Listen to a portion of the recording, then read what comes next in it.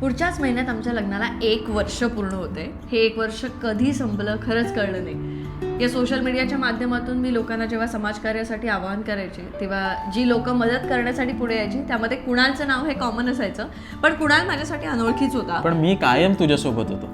ही जे काय समाजकार्य करायची ना ते मला खूप आवडायचं आणि आजही जे काम करतेस ना ते मला खूप आवडतं. अवॉर्ड फंक्शनला आमची ओळख झाली आणि त्यानंतर हा अनोळखी व्यक्ती आयुष्यभरासाठीचा जोडीदार कधी झाला ते मला कळलंच नाही.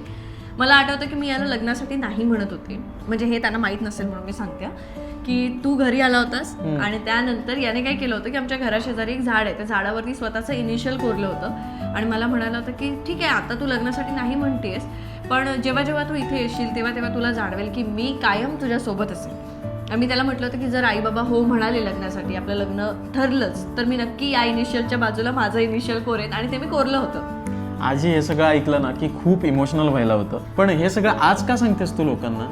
अरे मी ते समीर आणि अर्पिताचा प्रोमो बघितला ना, अनोळखी प्रवासाचा, आणि मग मला असं वाटलं की आपला अनोळखी प्रवास पण सांगूया ना. समीर आणि अर्पिताच्या या प्रवासासोबत मीच एवढी कनेक्ट झाले तर तुम्ही सुद्धा नक्की व्हा. येते एक नवी मालिका तू अनोळखी तरी सोबती, येत्या 5 जानेवारी पासून रोज रात्री 9 वाजता फक्त आपल्या सन मराठीवर.